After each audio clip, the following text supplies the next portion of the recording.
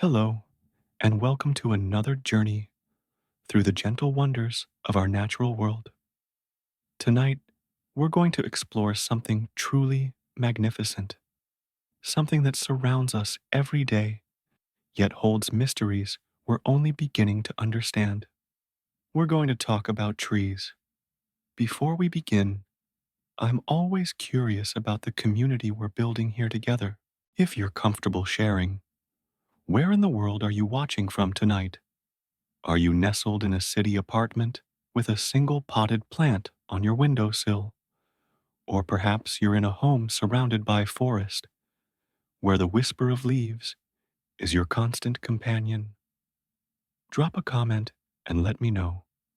I love hearing from you all, knowing that across continents and time zones, we're all here together, finding peace in the same quiet fascination with nature. Now settle in, get comfortable. Let the weight of the day begin to lift from your shoulders. Tonight's journey will be long and meandering, like a slow walk through an ancient forest where time moves differently.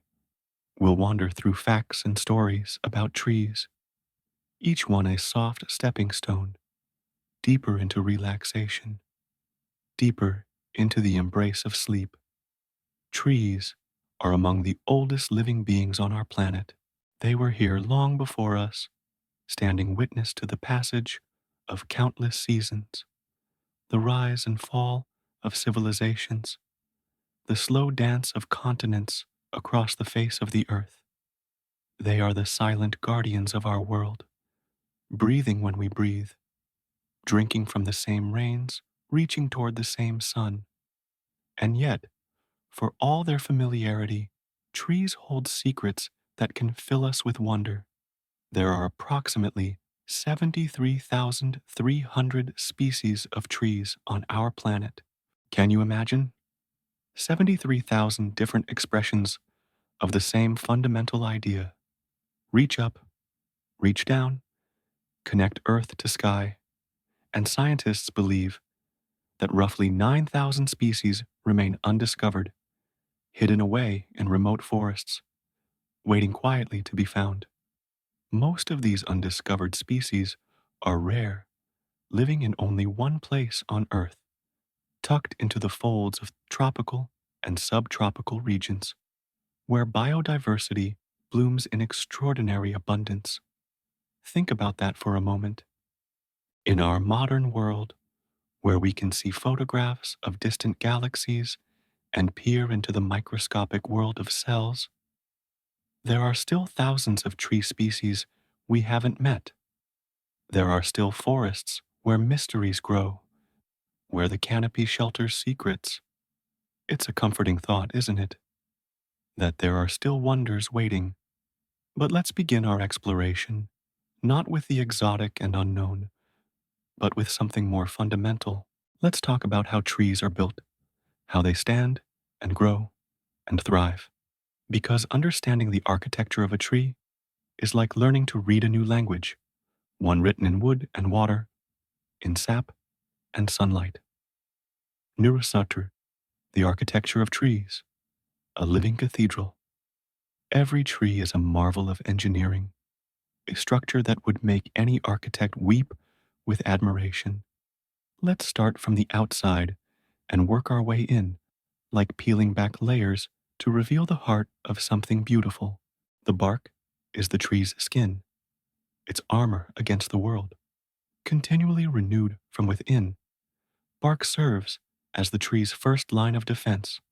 It keeps moisture from escaping when the air is dry, prevents too much water from entering during heavy rains, insulates against both bitter cold and searing heat, and wards off insects and disease. Some bark is smooth and papery, like the white birch. Other bark is deeply furrowed and thick, like ancient oak. The bark of the giant sequoia can grow up to 12 inches thick, making it nearly impervious to fire. The tree wears this armor throughout its life, shedding and renewing it in a slow, patient process that never stops. Just beneath the bark lies the inner bark, also called the phloem. This is the pipeline through which food travels.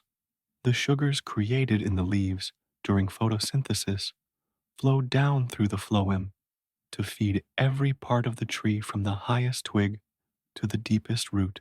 The phloem lives for only a short time, perhaps a single growing season, before it dies and becomes part of the protective outer bark. It's a constant cycle. New phloem forms, serves its purpose, then transforms into the armor that protects the tree.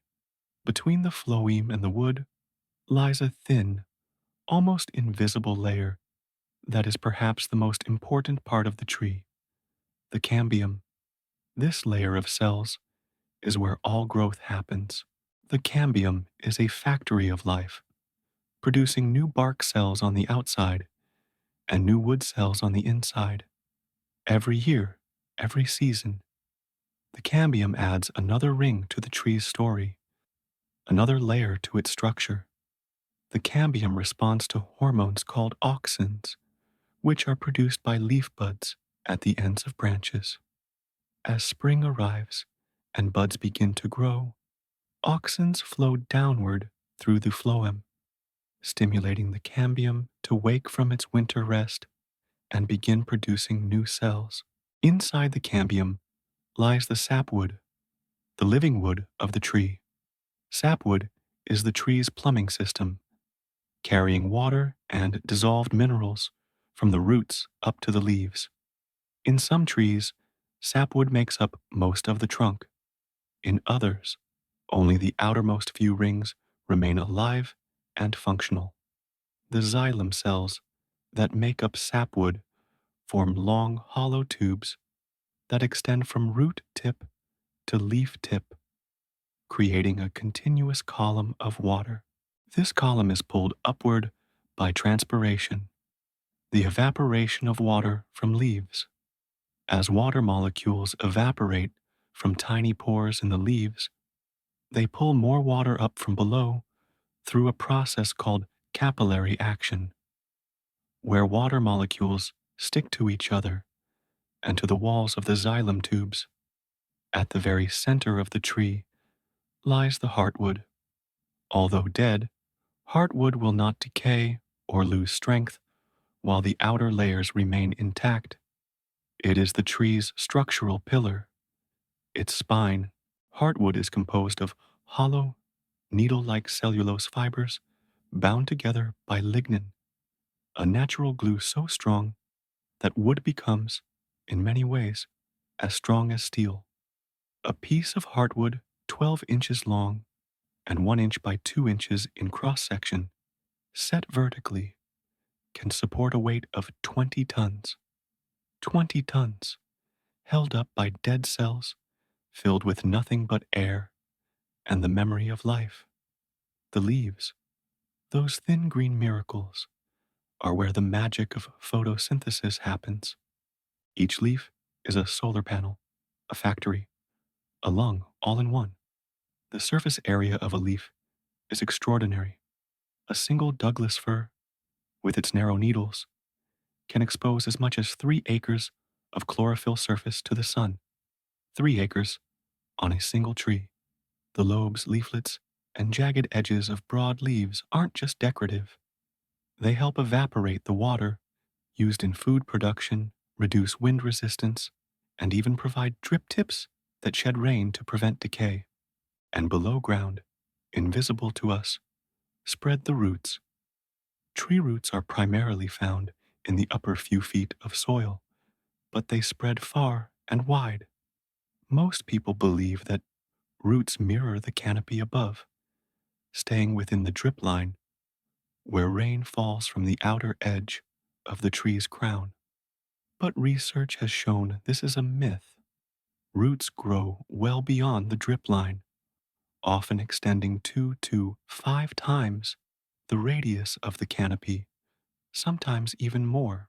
In one study, poplar trees had 77% of their root length extending beyond their branches. The roots of most trees are concentrated in the top 12 to 18 inches of soil, where oxygen and nutrients are most abundant. Some trees send down deep tap roots or sinker roots that can reach 20 feet or more in ideal conditions. But this is the exception rather than the rule. These roots do more than just anchor the tree and absorb water. They form partnerships with fungi, creating mycorrhizal associations that we'll explore more deeply later. For now, just know that nearly every tree root you can imagine is wrapped in a delicate network of fungal threads, invisible helpers that extend the reach of the root system 100-fold. This, then, is the basic architecture of a tree: bark, phloem, cambium, sapwood, heartwood, leaves, and roots, each part perfectly designed, each element working in harmony with the others. A tree is not a thing, but a process, a constant flow of water and nutrients and energy, a conversation between earth and sky that continues every moment of every day of every year for as long as the tree lives. And some trees, as we're about to discover, live for a very, very long time. The ancient ones, witnesses to millennia high in the White Mountains of Eastern California, in a harsh landscape of stone and wind and thin air, there grows a forest of trees that were already ancient when the pyramids of Egypt were young. These are the bristlecone pines, and among them stands a tree known as Methuselah. Methuselah is 4,857 years old. Let that sink in for a moment. When this tree first pushed its way out of a seed, sprouting in the rocky soil around 2833 BC, human civilization was just beginning to organize itself. The wheel had been invented only recently. Writing was in its infancy. There were no cities as we know them, no nations, no empires, and this tree was there, a tiny seedling struggling to survive in one of the harshest environments on Earth. And it's still there today, still growing, still adding rings to its ancient heart. The exact location of Methuselah is kept secret by the U.S. Forest Service, protected from the well-meaning but potentially harmful attention of tourists. It stands somewhere between 9,500 and 9,800 feet above sea level in the ancient bristlecone pine forest, surrounded by other ancient trees, though none quite as old. The tree was first sampled in 1957 by Edmund Schulman and Tom Harlan, who carefully extracted a core from its trunk and counted the rings. 4,789 rings. The tree has been growing ever since. You might think that such an ancient tree would have thrived in perfect conditions, pampered by rich soil and abundant water and mild temperatures. But you would be wrong. Methuselah lives in what can only be described as a terrible place for a tree. The elevation is extreme. The soil is thin and poor, offering little in the way of nutrients. Fierce winds blow constantly. Water is scarce. Temperatures swing from freezing cold to blazing hot. And yet, paradoxically, these harsh conditions are exactly what has allowed Methuselah and its companions to live so long. In harsh environments, trees grow very slowly. The bristlecone pine's wood is extremely dense and resinous, making it highly resistant to insects, fungi, and disease. The severe conditions mean that competing species simply can't survive, so the bristlecones have no rivals. And slow growth means slow metabolism, which seems to slow aging itself. These trees have evolved to become extremophiles, organisms that thrive in conditions that would kill almost anything else. Often, in very old bristlecone pines, only a narrow strip of living tissue connects the roots to a handful of live branches. The rest of the tree may be dead, weathered to a silvery gray by centuries of wind and sun. But that thin strip of life persists, year after year, century after century, millennium after millennium. Methuselah is not alone in its antiquity. There are other bristlecone pines in the same forest that are nearly as old, and there are claims of even older trees, though some remain unverified. Tom Harlan, before his death in 2013, reported finding a bristlecone pine that was 5,062 years old. But the core sample he used to determine this age was lost after he died, and the tree itself has never been relocated. In Chile, there's a Patagonian cypress known as Gran Abuelo, or the great grandfather. Some researchers believe it could be over 5,000 years old, which would make it the oldest tree on Earth. But the scientific community is still debating this claim, as the dating method used was different from traditional core sampling. There's also Pando, a clonal colony of quaking aspen in Utah. Pando isn't a single tree, but a massive organism consisting of over 40,000 individual stems, all connected by a single root system. The entire organism is estimated to be at least 80,000 years old, possibly much older. But because it's clonal, reproducing by sending up new shoots rather than growing from seed, it doesn't quite count as the oldest individual tree. Still, whether we're talking about Methuselah, Gran Abuelo, or some yet undiscovered ancient tree hidden in a remote forest somewhere, the fact remains there are living trees on Earth that are older than almost any other living thing we know of. They are witnesses to human history, standing silent through the rise and fall of empires, the birth of religions, the slow evolution of language and art and science. Each ring in their trunks is a year, a season, a memory. The wide rings mark good years with plenty of moisture. The narrow rings mark droughts, times of hardship. Some rings show scars from fires that swept through but didn't kill. Other rings record volcanic eruptions on the other side of the world, their ash creating a signature in the wood. Still others preserve evidence of the sun's activity, cosmic rays leaving traces in the carbon isotopes. These trees are more than just living things. They are libraries, archives of information about the past. Scientists studying tree rings in a field called dendrochronology can reconstruct climate patterns going back thousands of years. They can tell you exactly what the weather was like in 1350 AD or 500 BC or any year for which we have tree ring data. They can track droughts and floods, cold snaps and heat waves, all preserved in the silent testimony of wood. But beyond their scientific value, beyond the data they hold, ancient trees speak to something deeper in us.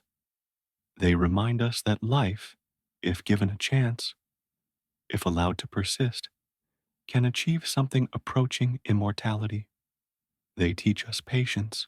They show us that slow and steady truly can win the race, that there is wisdom in not rushing, in taking your time, in growing at your own pace.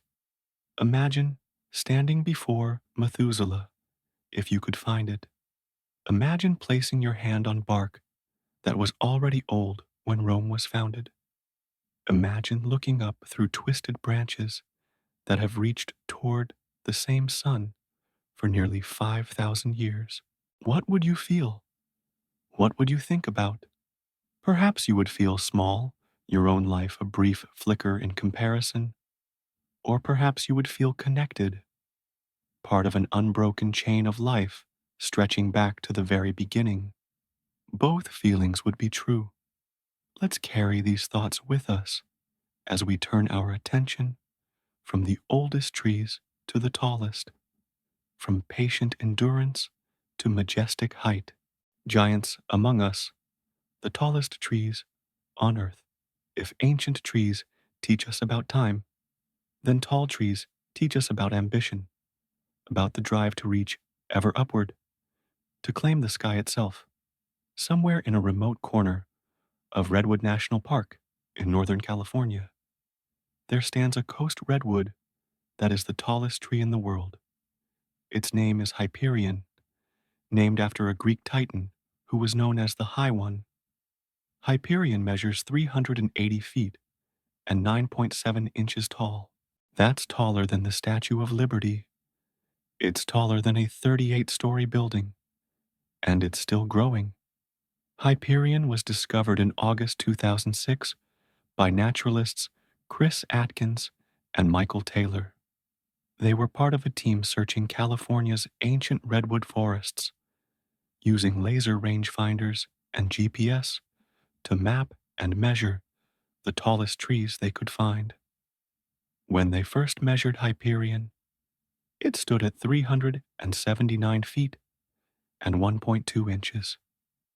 By 2019, it had grown nearly another foot and a half. The location of Hyperion is kept secret, just like Methuselah. The National Park Service doesn't want crowds of tourists trampling the understory and damaging the delicate ecosystem that surrounds the tree.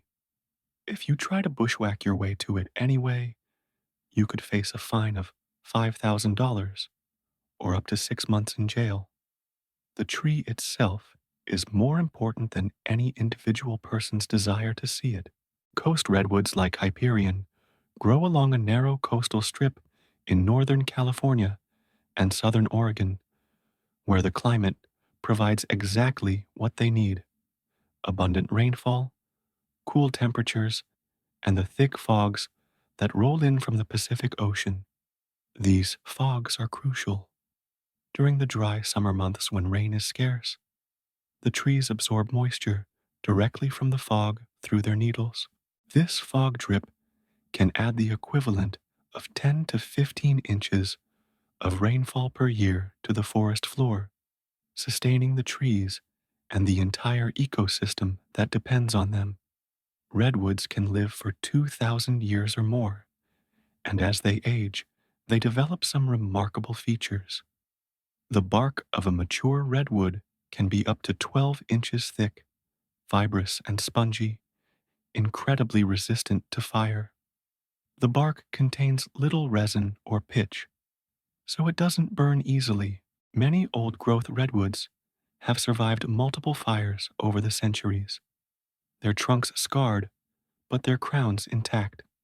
The wood itself is rich in tannins, which make it resistant to insects and disease.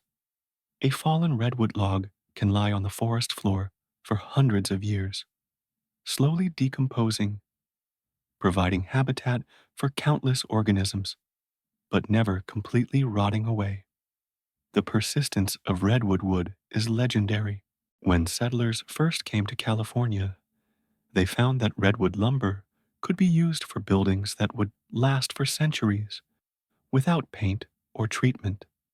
But what allows redwoods to grow so tall? The answer is complex, a combination of factors that all have to align perfectly. First, there's water. A redwood tree weighing hundreds of tons needs an enormous amount of water every day, both to live and to maintain the structural rigidity that keeps it standing. That water has to be pulled up from the soil, through the trunk, and out into the leaves, fighting gravity every inch of the way. The fog that blankets the coastal redwood forests provides moisture at multiple levels of the canopy, reducing the stress on the tree's water transport system. Second, there's genetics.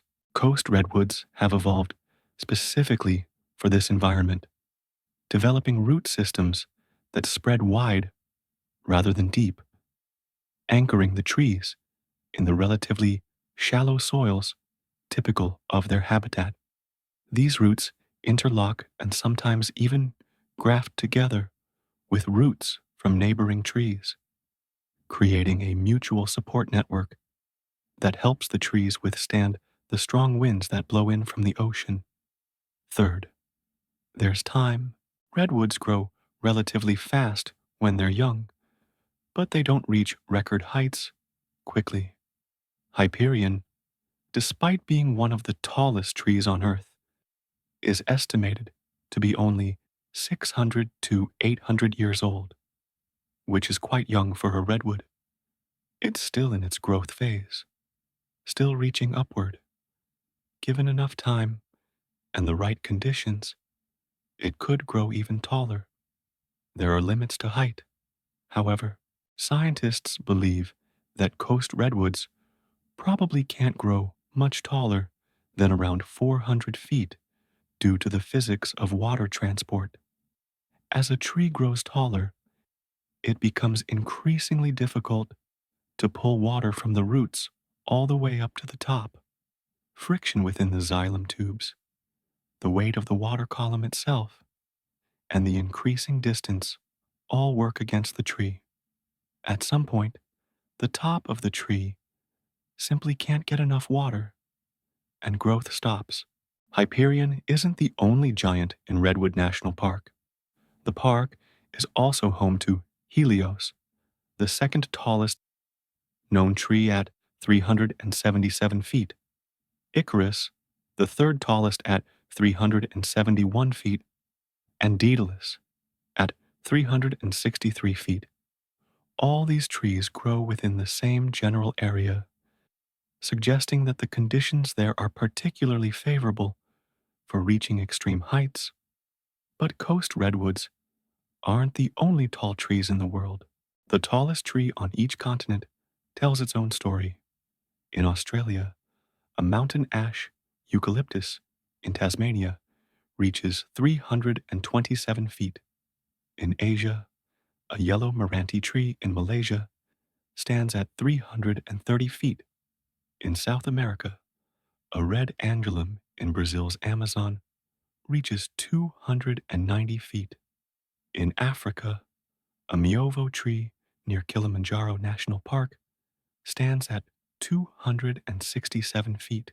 Each of these trees is a giant in its own realm, adapted to its own environment, reaching toward its own sky. Standing at the base of a tree like Hyperion, looking up and up and up until your neck aches and the crown disappears into mist, you might feel dizzied by the scale. The trunk is so massive that several people linking hands couldn't encircle it. The lowest branches are higher than most trees are tall, and the whole structure sways gently in the wind, flexible despite its enormous mass, bending but not breaking. The canopy of an old-growth redwood forest is an ecosystem unto itself. Epiphytic plants, ferns, and mosses grow on the branches. Insects and salamanders live their entire lives 200 feet above the ground in small pools of water that collect in the hollows where branches meet the trunk. Birds nest in the heights, safe from most predators. The canopy is a world we can barely access, a vertical frontier still being explored. And it all starts from a seed smaller than a tomato seed, a tiny package of genetic information and stored nutrients that somehow contains the blueprint for building something 380 feet tall. As we contemplate these towering giants, let's shift our perspective downward, underground, to explore another kind of network, another dimension of the tree's life that exists hidden from our view. Rahora, the underground network, roots, and the wood wide web beneath your feet. Right now, no matter where you are, there is likely a network more complex than the internet, more interconnected than any human transportation system, more ancient than our species. This is the mycorrhizal network, sometimes called the Wood Wide Web, and it connects the trees of the forest in ways that would have seemed like fantasy not long ago. Let's start with the roots themselves, because understanding them is crucial to understanding how trees live. Tree roots are not like the simplified diagrams we see in textbooks, with a neat taproot going straight down and tidy lateral roots spreading symmetrically to the sides.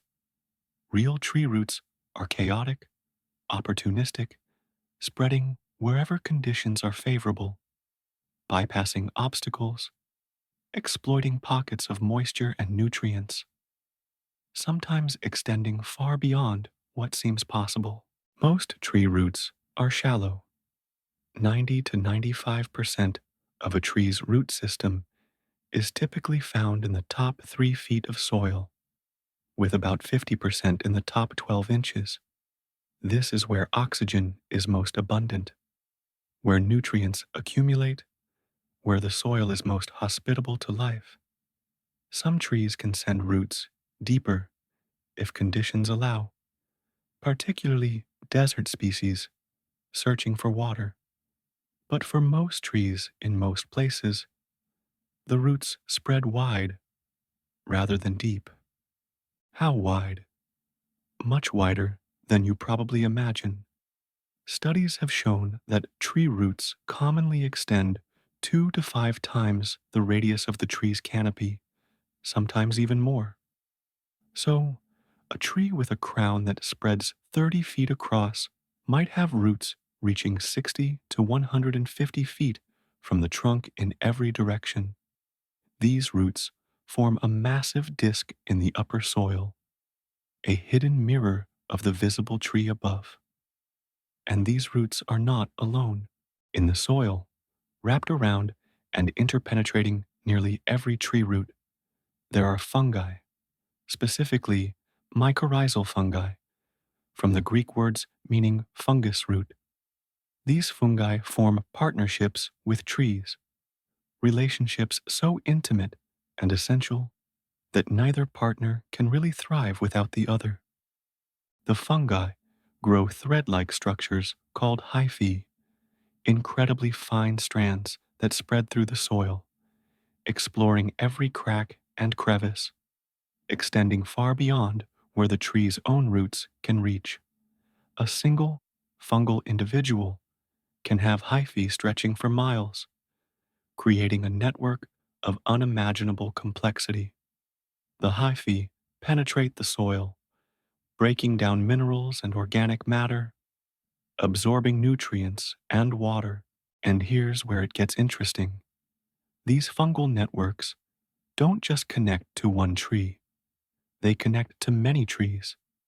Multiple trees in a forest can be linked through the same fungal individual, creating a network that spans the entire forest. And through this network, trees can exchange resources and information. This was first discovered in the 1990s by Dr. Suzanne Simard, a forest ecologist who grew up in the forests of British Columbia. Dr. Simard conducted experiments where she used radioactive isotopes to trace the movement of carbon from one tree to another. She found that carbon produced by one tree through photosynthesis could move through the mycorrhizal network and be taken up by a neighboring tree. The trees were sharing. Further research showed that this sharing isn't random. Mother trees, the largest and oldest trees in a forest, send more resources to their own offspring than to unrelated seedlings. They can somehow recognize their own kin, perhaps through chemical signals, and preferentially support them. When a mother tree is dying, either from disease or injury or age, she will often transfer a massive amount of resources through the network to the younger trees around her, especially her own children. It's as if she's giving them an inheritance, ensuring their survival even as her own life ends. The mycorrhizal network also serves as a communication system. When a tree is attacked by insects, it can send chemical warning signals through the network to its neighbors. The warned trees then begin producing defensive compounds, preparing themselves for attack even before the insects arrive. This early warning system can dramatically improve survival rates. The fungi themselves benefit from this arrangement by receiving sugars from the trees. Trees produce sugars through photosynthesis, and the fungi, lacking chlorophyll, can't make their own food. So, the partnership is mutually beneficial. The fungi provide expanded access to water and nutrients, and the trees provide the energy rich sugars the fungi need to grow. Scientists estimate that about 80% of all land plants form mycorrhizal associations. The relationship is ancient, dating back to when plants first colonized land hundreds of millions of years ago. The oldest plant fossils show evidence of mycorrhizal fungi, suggesting that this partnership may have been essential for plants to make the transition from water to land in the first place. The largest known organism on Earth is not a whale or an elephant or a redwood tree. It's a fungus. In Oregon's Malheur National Forest, there's a honey fungus, Armillaria ostoyi, that covers over 2,300 acres and is estimated to be at least 2,400 years old, possibly much older. Most of this organism exists as a network of hyphae in the soil, invisible to us, connecting trees across the landscape. Think about what this means. Every forest you walk through is more than just a collection of individual trees. It's a community, a network, a living system where the plants and fungi are so intertwined that they function almost as a single organism. The trees you see above ground are like the fruiting bodies of this larger system, the visible expression of a mostly hidden collective life. This changes how we think about forests. A forest isn't a collection of competitors, each tree fighting the others for resources. It's a cooperative network where success often comes from connection rather than isolation. The healthiest, most resilient forests are those with the most developed mycorrhizal networks, where the trees are most interconnected, and this has practical implications. When forests are clear cut, when all the trees are removed, the mycorrhizal networks are destroyed. The soil is left barren of these essential partnerships. When new trees are planted, they often struggle because the network isn't there to support them. They're pioneers, starting from scratch, and their growth is slow and difficult compared to trees growing in an intact forest with an established network. Some foresters have started inoculating new tree seedlings with mycorrhizal fungi before planting them, trying to give the young trees a head start. Others advocate for leaving mother trees standing when harvesting, preserving the network and allowing it to help the next generation establish itself. The wood wide web is one of nature's most beautiful secrets, a hidden dimension of forest life that speaks to the fundamental interconnectedness of all things. In the soil, in the dark, away from our eyes, the trees are holding hands, sharing resources, caring for their young, warning each other of danger. It's a reminder that what we see is only a small part of the story, that beneath every visible thing, there are hidden structures and relationships that make life possible. Let's carry this sense of hidden complexity with us as we explore the extraordinary diversity of trees across our planet. The diversity of life. 73,000 ways to be a tree.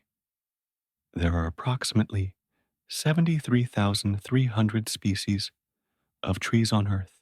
This number comes from a comprehensive study published in 2022 that analyzed forest inventory data from over 44 million individual trees at more than 100,000 sites in 90 countries. It's the most thorough assessment of global tree diversity ever conducted. 73,000 species. It's a number so large, it's hard to comprehend. If you wanted to see one example of every tree species on Earth, and you looked at a new species every day, it would take you 200 years. And remember, this number is conservative. The same study estimates that roughly 9,000 species remain undiscovered.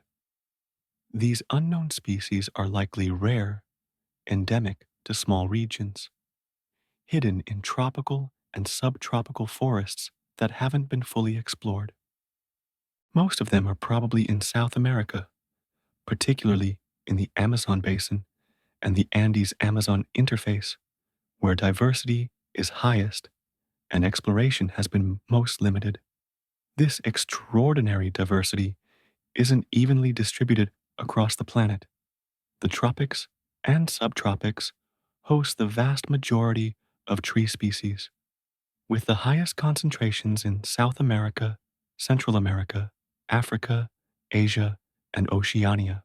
South America alone is home to about 43% of all tree species on Earth, roughly 31,000 species known to science, with perhaps 4,000 more waiting to be discovered. Brazil has more tree species than any other country, 8,715 species, followed by Colombia with 5,776 and Indonesia with 5,142. These three countries, all with extensive tropical forests, contain a significant portion of global tree diversity. At the other end of the spectrum, there are some regions with very few tree species. The boreal forests of northern latitudes, while covering vast areas, are dominated by a handful of hardy conifers, spruces, firs, larches, pines. These trees have adapted to survive long, harsh winters and short growing seasons. Diversity is sacrificed for resilience. Why is there such variation in tree diversity? The answer lies in a combination of factors: climate, evolutionary history, geographical isolation, and ecological opportunity. Tropical regions have stable temperatures year round, abundant rainfall, and high levels of sunlight. These conditions allow for incredible specialization. Trees can evolve to occupy very specific niches, exploiting particular soil types, moisture levels, or light conditions. Competition is fierce, but so is opportunity. Over millions of years, this has led to an explosion of diversity. In contrast, temperate and boreal regions experience seasonal extremes. Trees must be generalists, able to survive both summer heat and winter cold. The pool of species that can do this is smaller. Additionally, during the ice ages of the Pleistocene, glaciers scoured northern regions, pushing forests southward and causing many species to go extinct. The forests we see in these regions today are relatively recent, recolonizing from refugia after the glaciers retreated. They haven't had as much time to diversify. Geographical isolation also plays a role. Islands, mountains, and other barriers can lead to the evolution of endemic species. Trees found nowhere else on Earth. Madagascar, isolated from the African mainland for millions of years, has evolved unique species like the baobabs that are found nowhere else. The Hawaiian Islands, the most isolated archipelago on Earth, have evolved their own distinctive flora, though most of Hawaii's native trees are now endangered due to habitat loss and invasive species. The sheer number of tree species raises an important question. Why does diversity matter? Couldn't a forest function just as well with a handful of species as with hundreds or thousands? The answer is no, not really. Diversity makes ecosystems more resilient. In a diverse forest, if one species is attacked by a disease or pest, others survive. If drought comes, some species will be more resistant than others. If fire sweeps through, some trees will regenerate more quickly. Diversity is insurance against catastrophe. Diversity also creates more niches for other organisms. A forest with many tree species can support many more species of insects, birds, mammals, fungi, and plants than a monoculture can. The structure of the forest becomes more complex when different species grow to different heights, leaf out at different times, produce different types of seeds and flowers. This structural complexity creates homes and resources for countless other forms of life. And from a human perspective, diversity means options. Different tree species provide different resources, medicines, food, materials, chemicals. Indigenous peoples around the world have deep knowledge of their local trees, knowing which bark treats fever, which fruits are edible, which wood makes the best tools. In the Amazon, people use hundreds of different tree species for different purposes. Losing that diversity means losing knowledge, losing options, losing possibilities we haven't even discovered yet. Sadly, tree diversity is threatened. Deforestation, climate change, invasive species, and habitat fragmentation are all taking their toll. The study that estimated 73,000 tree species also found that about one-third of all known tree species are rare, meaning they occur in very small numbers in very limited areas. Rare species are more vulnerable to extinction. The loss of even one species represents the loss of millions of years of evolutionary history, the loss of unique adaptations and genetic information that can never be recovered. But there's hope too. Conservation efforts are growing. Protected areas are expanding. Reforestation projects are underway across the globe. More people are recognizing that forests aren't just resources to be exploited, but ecosystems to be treasured and preserved. Among those 73,000 species, there are some that stand out as particularly unusual, particularly well adapted to their specific environments, particularly beautiful or strange or remarkable. Let's explore a few of them. Tobros, masters of adaptation, trees that defy expectations. Evolution is a patient artist, and over millions of years, it has sculpted trees into forms that seem almost impossible, perfectly adapted to challenges that would kill any ordinary plant.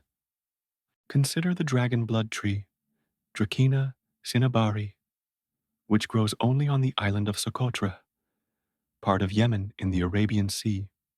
Socotra is one of the most isolated islands on Earth, and over 20 million years of separation from the mainland has resulted in a flora so unique that Socotra has been called the most alien-looking place on Earth. The dragon blood tree looks like something from a fantasy novel or a Dr. Seuss book. It has a thick, swollen trunk that branches into a dense, umbrella-shaped crown. The crown is so tightly packed with branches and leaves that it looks almost solid, like a green mushroom cap balanced on a stem. This unusual shape isn't just for show, it's an adaptation for survival in an arid environment. The umbrella shape allows the tree to capture moisture from fog and clouds. As water condenses on the leaves, it drips down through the branches to the roots, effectively creating its own water supply. The shade provided by the dense crown reduces evaporation from the soil, creating a microclimate beneath the tree that is cooler and moister than the surrounding area. This shade also helps seedlings survive, which is why dragon blood trees often grow in clusters, each generation growing in the protective shadow of the last. But the most remarkable feature of the dragon blood tree is its sap. When the bark is cut or damaged, the tree bleeds a deep crimson resin that hardens into a dark red substance. This is dragon's blood, a resin that has been prized since ancient times for its medicinal properties and its use as a dye and varnish. The ancient Greeks and Romans traded in dragon's blood. Medieval Europeans believed it had magical properties. Today, it's still used in traditional medicine and in the production of violins and other instruments. The dragon blood tree is now classified as vulnerable to extinction. Climate change is making Socotra drier, and predictions suggest that the tree's available habitat could shrink by 45% by 2080. The trees that have survived for 20 million years might not survive the next century without conservation efforts. Halfway around the world, in the arid regions of Madagascar and mainland Africa, there are trees that seem to have been planted upside down. These are the baobabs, also known as the trees of life or the upside down trees. Baobabs have enormous, swollen trunks and relatively sparse, stubby branches that look more like roots reaching toward the sky than proper tree branches. The largest baobab species, Grandadier's baobab, found in Madagascar, can reach 30 meters in height and 7 meters in diameter. The trunk is so wide that people have carved out rooms inside living baobabs, creating natural shelters, storage areas, even prisons. The swollen trunk is actually a water storage tank. Baobabs can store up to 32,000 gallons of water in their trunks, enough to survive through multiple years of drought. During the wet season, the tree swells as it fills with water. During the dry season, it slowly shrinks as it uses its reserves. This ability to store water makes baobabs incredibly valuable to both wildlife and humans in arid regions. Elephants have been known to break open baobab trunks to access the water inside during severe droughts.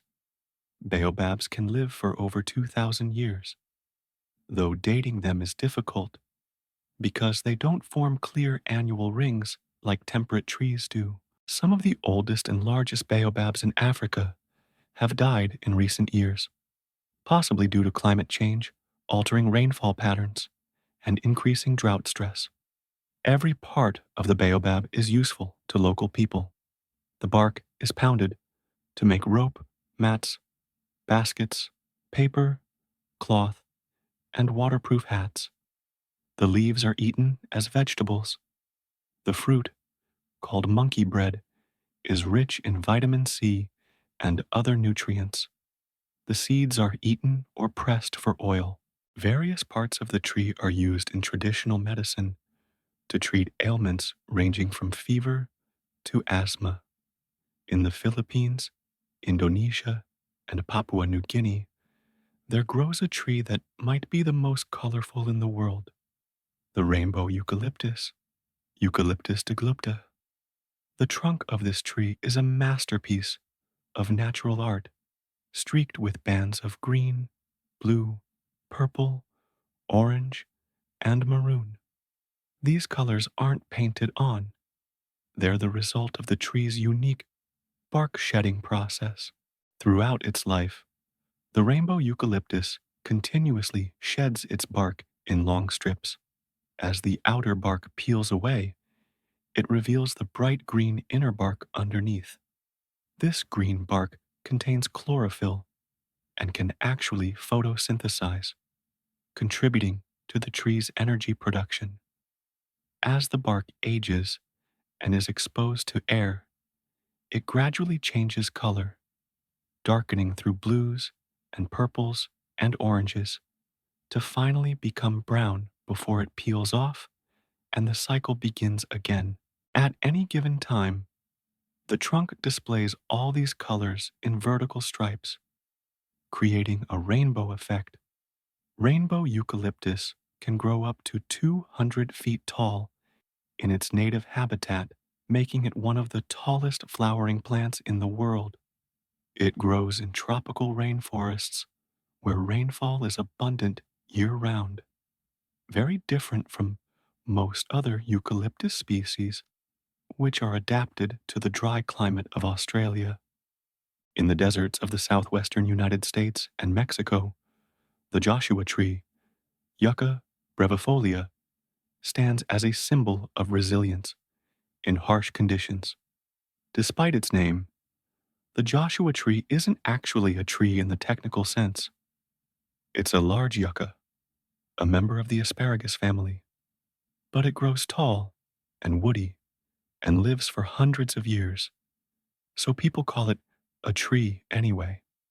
Joshua trees have a distinctive alien appearance, with their spiky leaves clustered at the ends of twisted branches. They grow very slowly, perhaps half an inch per year, and can reach heights of 40 feet. Unlike most trees, Joshua trees don't have growth rings, making it difficult to determine their age precisely. They also don't have tap roots that grow deep into the ground. Instead, their roots spread out in a relatively shallow network, sometimes extending 30 feet or more from the trunk, seeking out any available moisture. The Joshua tree depends on a single species of moth, the yucca moth, for pollination.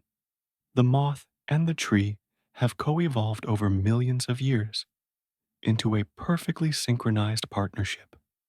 The female moth collects pollen from one Joshua tree flower, flies to another tree, and deliberately places the pollen on the flower's stigma before laying her eggs in the flower's ovary. When the eggs hatch, the larvae eat some of the developing seeds, but enough seeds survive to ensure the tree reproduces. Without the moth, the Joshua tree can't reproduce. Without the Joshua tree, the moth has no place to lay its eggs. Each depends utterly on the other. Climate change is threatening Joshua trees. As temperatures rise, the trees are finding it harder to survive in their traditional range. The Mojave Desert is getting hotter and drier, and young Joshua trees are struggling to establish themselves. Some projections suggest that by the end of this century, much of the Joshua tree's current habitat will no longer be suitable for it. These are just a few examples from thousands of remarkable trees, each one a testament to the power of adaptation, the creativity of evolution, the diversity of solutions to the challenge of survival. Each one has a story, a strategy, a way of being that works for its particular place and time. As we marvel at these diverse forms, let's turn our attention to something all trees share, regardless of their shape or habitat: the ability to breathe life into the world. Bruckwer's The Breath of Life: How Trees Make Air. Every breath you take contains oxygen created by trees. The air filling your lungs right now, this very moment, has been exhaled by leaves, released as a byproduct of the most important chemical reaction on Earth: photosynthesis. The word means putting together with light. And that's exactly what it is, using light energy to build sugar molecules from carbon dioxide and water.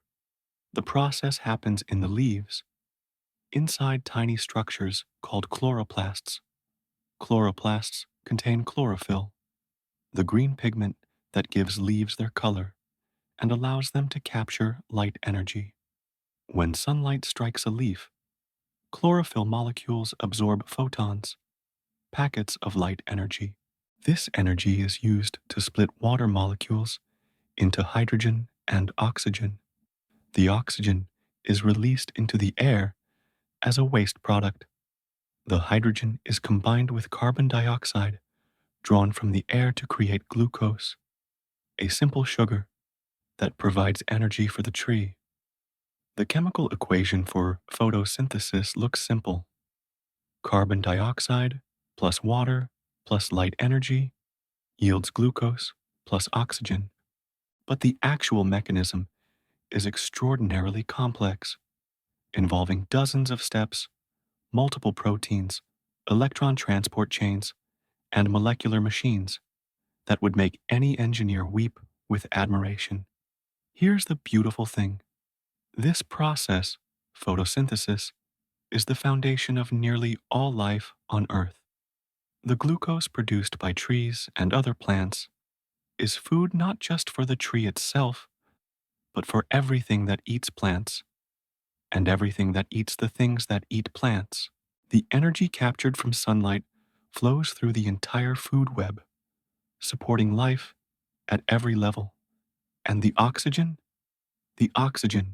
released by photosynthesis built up in Earth's atmosphere over billions of years, transforming our planet from a place where only anaerobic organisms could survive to a world where complex oxygen breathing life could evolve. Every animal, every insect, every bird, every human owes its existence to the oxygen producing ability of plants. A single mature tree can produce enough oxygen in a year to support two people. Urban forests in the United States produce approximately 61 million metric tons of oxygen annually, enough to supply the oxygen needs of about two-thirds of the US population. But oxygen production, while important, is almost incidental compared to another benefit of photosynthesis: carbon sequestration. When trees pull carbon dioxide from the air and convert it into sugars, they're removing a greenhouse gas from the atmosphere and storing it as wood. This carbon becomes part of the tree's structure, locked away in cellulose and lignin, the molecules that make up the trunk, branches, and roots. Half the dry weight of wood is carbon. A mature tree can absorb more than 48 pounds of carbon dioxide per year. Multiply that by the roughly 3 trillion trees on Earth, and you get a sense of the scale. Forests are removing enormous amounts of carbon from the atmosphere every day, helping to regulate Earth's climate. But it's not just the trees themselves that store carbon. When leaves fall and decompose, some of their carbon ends up in the soil. Tree roots constantly die and regrow, and the dead roots decompose, adding carbon to the soil. Fungi in the mycorrhizal network store carbon in their hyphae. Over time, this carbon accumulates, and forest soils become carbon sinks, storing sometimes even more carbon than the trees above ground. Globally, forests remove about 30% of the carbon dioxide emitted by burning fossil fuels each year. This is called the terrestrial carbon sink, and it's one of the main reasons we're not experiencing even more severe climate change than we already are. Forests are buying us time. But this sink is not unlimited. As carbon dioxide levels rise, as temperatures increase, as droughts become more severe, forests can become stressed. Stressed trees grow more slowly, absorb less carbon, and become more vulnerable to fires and pests. In some cases, forests can flip from being carbon sinks to carbon sources, releasing more carbon than they absorb. This makes protecting existing forests and planting new ones absolutely critical for addressing climate change. Every tree planted, every forest preserved, is a small but significant act of climate mitigation. Trees also cool their surroundings through transpiration. As water evaporates from leaves, it carries away heat, cooling the air. On a hot day, the air under a tree's canopy can be 10 to 20 degrees cooler than the air in direct sunlight. In cities, where concrete and asphalt absorb and radiate heat, trees provide desperately needed cooling. Urban areas with more tree cover have lower average temperatures, reduced air conditioning costs, and fewer heat related health problems. Trees also clean the air in other ways. Their leaves capture particulate pollution, dust, and pollen, removing them from the air we breathe. They absorb air pollutants like ozone, nitrogen oxides, and sulfur dioxide through their stomata. The tiny pores in their leaves, a single tree can remove up to 60 pounds of air pollution per year. Urban forests remove thousands of tons of pollution from the air annually in major cities. So when you see a tree, remember, it's not just standing there, it's working. It's breathing in carbon dioxide and breathing out oxygen. It's filtering pollution. It's cooling the air. It's storing carbon. It's making the world more livable for you and for every other organism that shares this planet. And all of this activity leaves a record, a history written in wood that we can read if we know how to look. Breakschusser, Rings of Time, the stories trees. Tell if you've ever looked at a tree stump.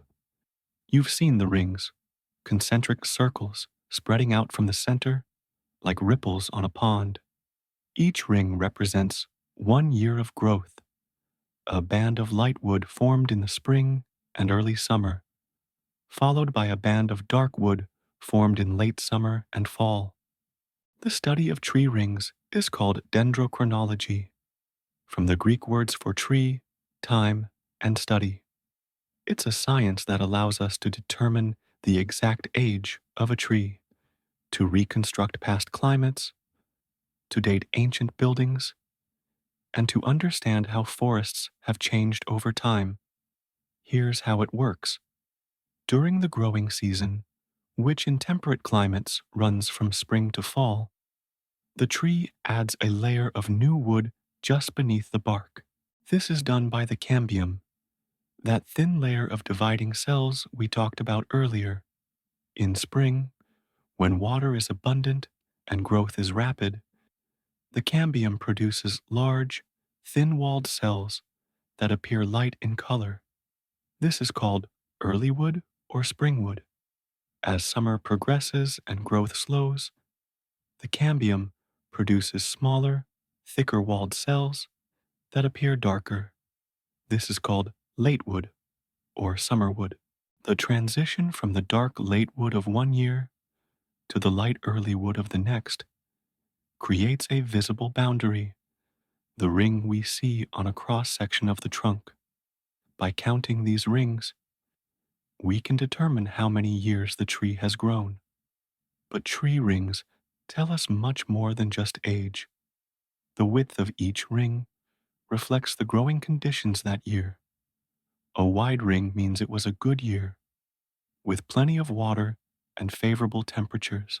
A narrow ring means it was a difficult year, perhaps a drought or an unusually cold or short growing season. By measuring ring widths and comparing patterns across multiple trees, scientists can reconstruct climate conditions going back hundreds or even thousands of years. This works because trees in the same region experience the same weather. A drought year will produce narrow rings in all the trees in that region. A wet year will produce wide rings. These patterns create a signature, a unique sequence of thick and thin rings that can be matched from tree to tree. By carefully cross-dating, matching patterns between living trees and dead trees and wood from old buildings, scientists have built tree ring chronologies going back more than 13,000 years in some parts of the world. These chronologies provide a year-by-year record of climate, far more detailed and accurate than we could get from any other source. Tree rings have helped archaeologists date ancient ruins. In the American Southwest, tree ring dating allowed researchers to establish precise timelines for the construction and abandonment of ancestral Puebloan sites. They could see when droughts occurred, when populations grew or declined, how people responded to climate change. Tree rings have helped climatologists understand how variable climate has been over the centuries. They've revealed that the droughts we think of as severe today are nothing compared to megadroughts that lasted decades in the past. They've shown us that the current warming trend is unprecedented in the last 1,000 years or more. Tree rings have even helped volcanologists date eruptions.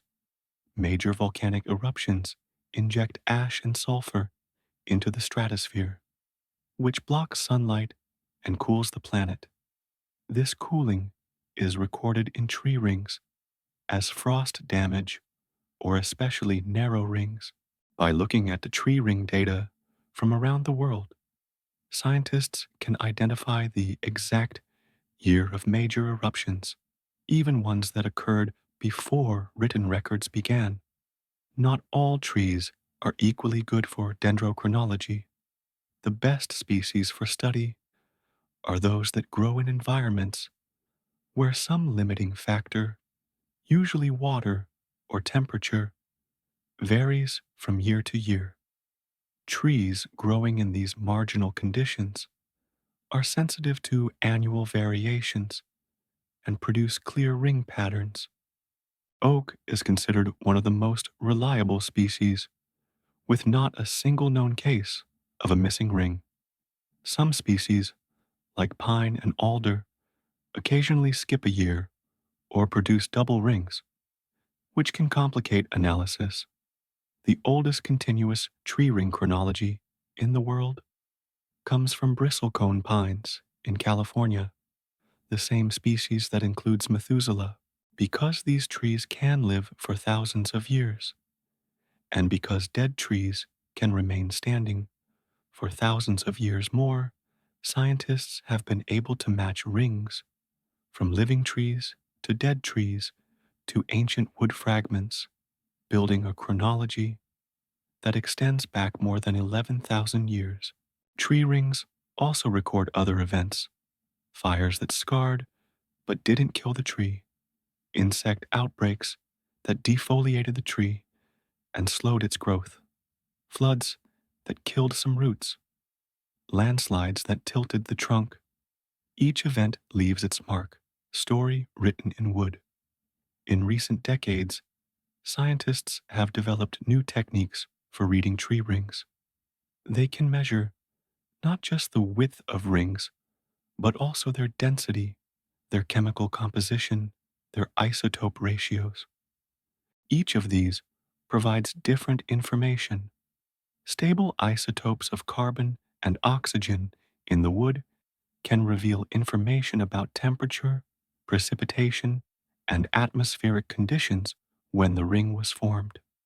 This detailed record helps us understand not just the past, but also the present. By comparing modern tree growth to historical patterns, scientists can assess how current climate change is affecting forests. They can identify which species and which regions are most vulnerable. They can test predictions about how forests might respond to future warming. Every tree is a witness to its own time, carrying within it a chronicle of the years it has lived. The rings are a library, an archive, a memory, and we're still learning how to read them, still discovering new things they can tell us. As seasons turn and years pass, trees record these changes not just in their rings, but in another dramatic transformation that happens every autumn in temperate forests around the world. Zerpus, the dance of seasons, leaves, and the chemistry of autumn. There is something deeply moving about autumn leaves. The transformation of green forests into tapestries, sorry, into brilliant displays of red, orange, and yellow speaks to us on a fundamental level. It's beautiful, yes, but it's also poignant, a reminder that change is inevitable, that nothing stays the same, that even the most vivid colors must fade. But what causes this transformation? Why do leaves change color? The answer is both simple and complex, a story about chemistry and survival, about efficiency and adaptation. For most of the year, leaves are green because of chlorophyll, the pigment that absorbs light for photosynthesis. Chlorophyll is remarkably good at absorbing blue and red wavelengths of light, but reflects green, which is why chlorophyll-filled leaves appear green to our eyes. During spring and summer, trees produce chlorophyll continuously, keeping their leaves green.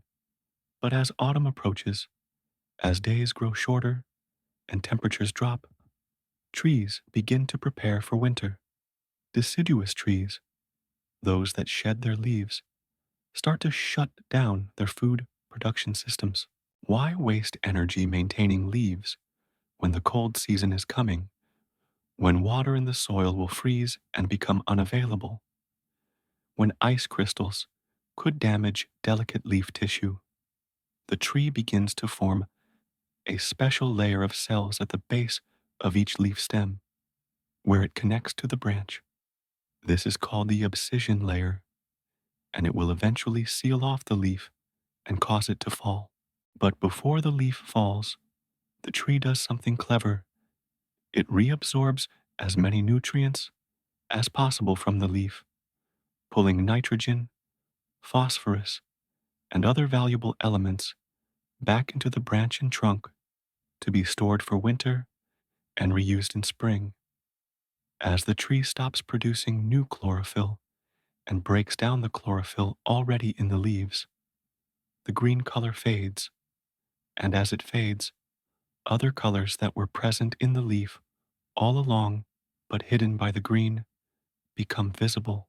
Yellow and orange colors come from carotenoids, the same pigments that make carrots orange and corn yellow. Carotenoids are always present in leaves, assisting chlorophyll in capturing light energy. But during the growing season, their colors are masked by the overwhelming green of chlorophyll. As chlorophyll disappears, carotenoids shine through, revealing the golden yellows of birch and aspen, the warm oranges of oak. Red and purple colors are different. They come from anthocyanins, pigments that aren't present in leaves during summer but are produced in autumn. As the abscission layer forms and seals off the leaf, sugars produced during the day through any remaining photosynthesis get trapped in the leaf. In the presence of bright sunlight and cool temperatures, these sugars combine with proteins in the leaf cells to produce anthocyanins. Scientists aren't entirely sure why trees bother to produce anthocyanins when they're trying to conserve energy for winter. It seems wasteful.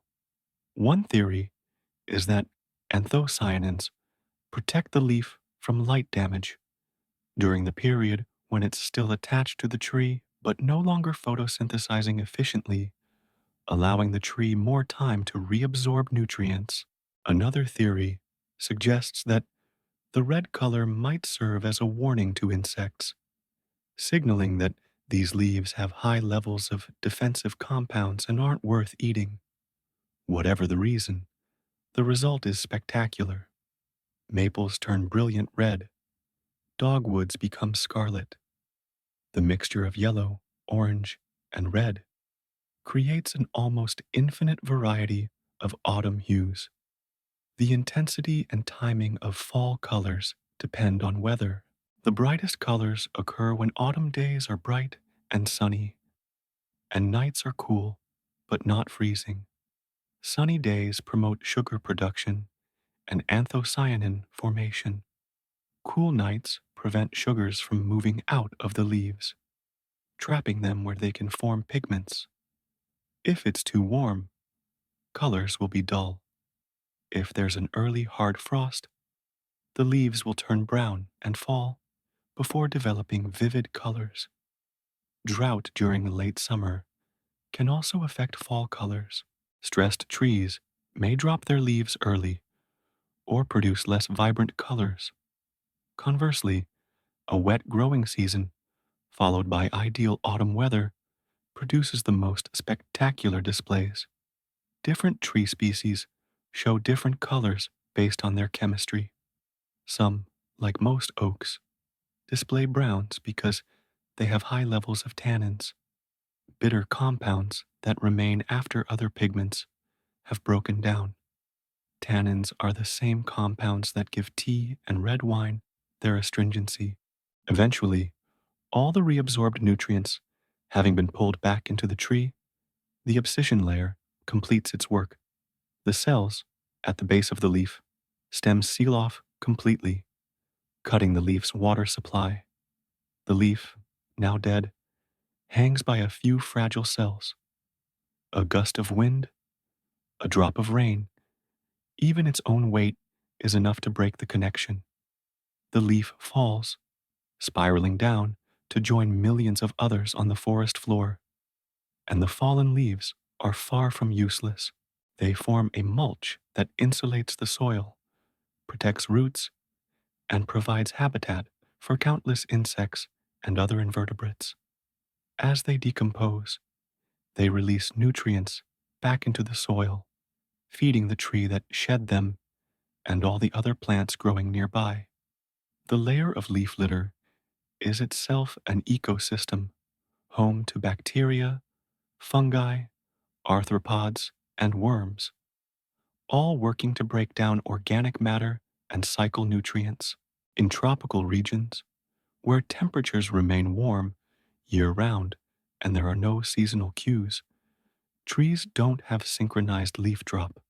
Instead, they may drop and replace leaves continuously throughout the year, or they may respond to dry and wet seasons rather than warm and cold.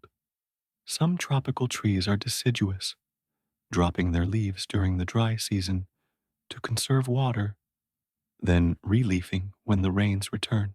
Evergreen trees, like pines and spruces and firs, keep their leaves through winter. Their needles are specially adapted to withstand freezing temperatures and drying winds.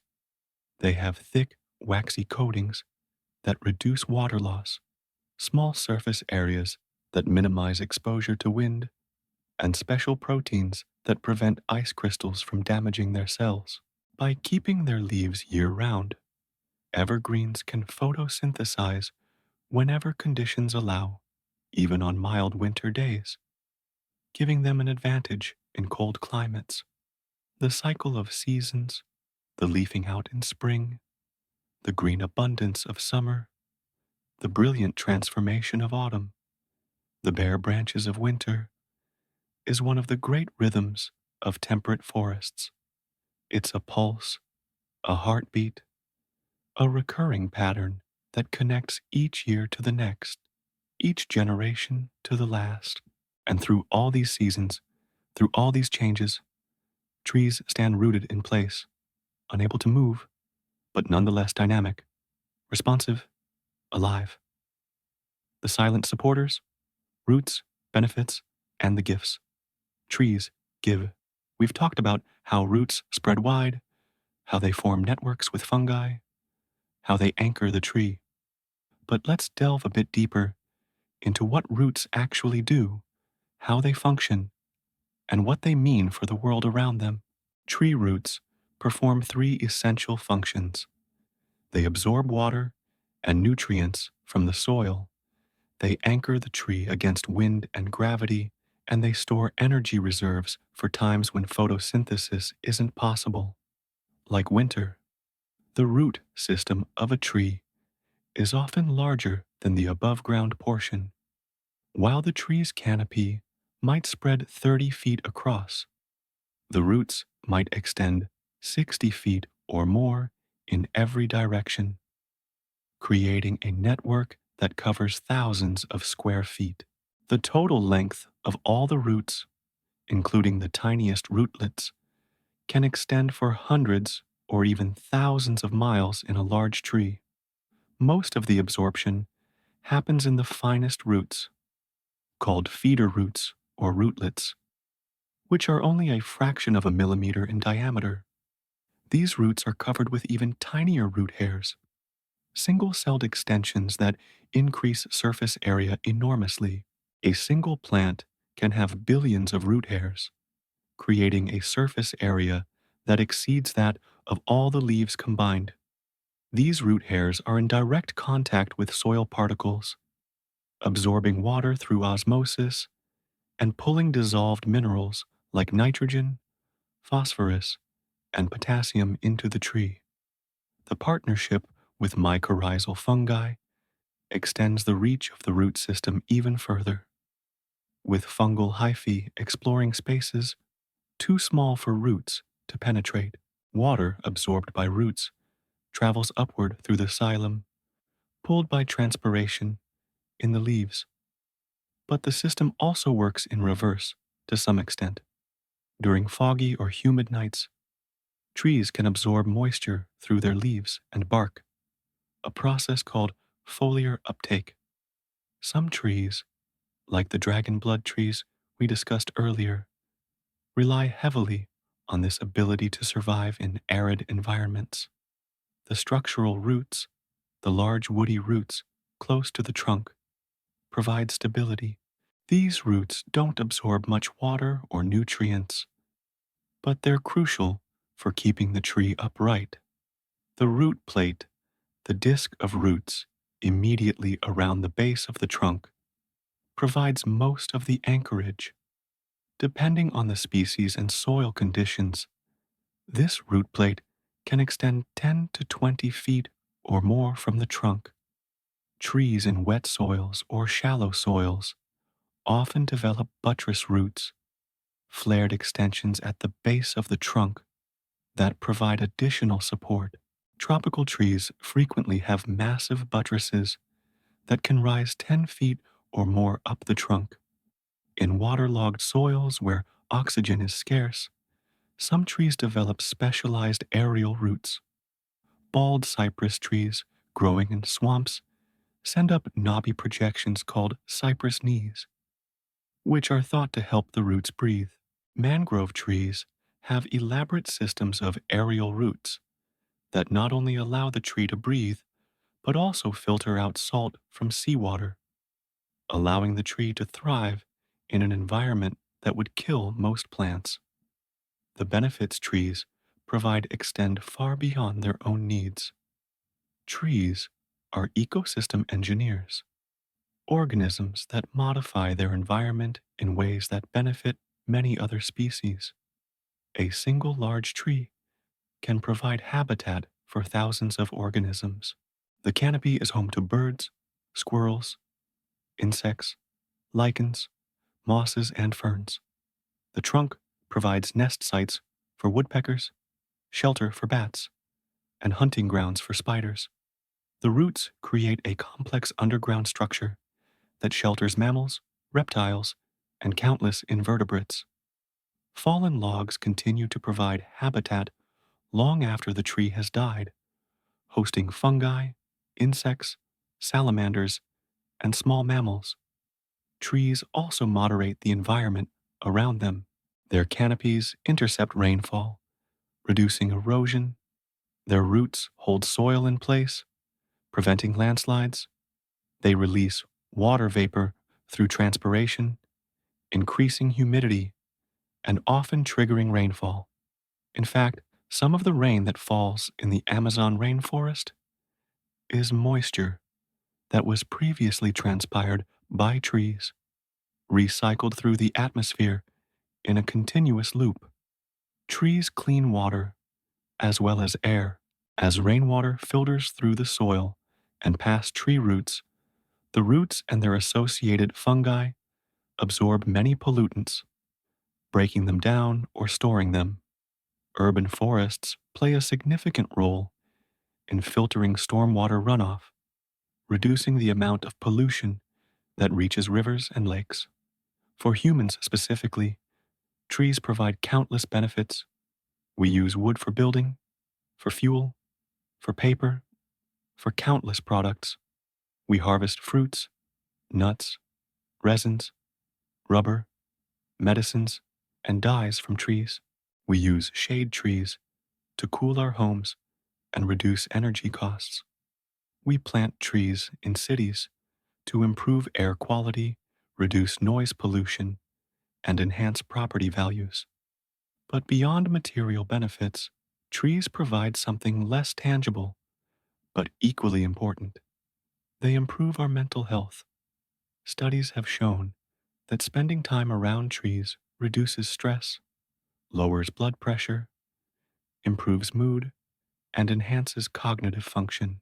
Office workers with views of trees report less stress and higher job satisfaction than those without.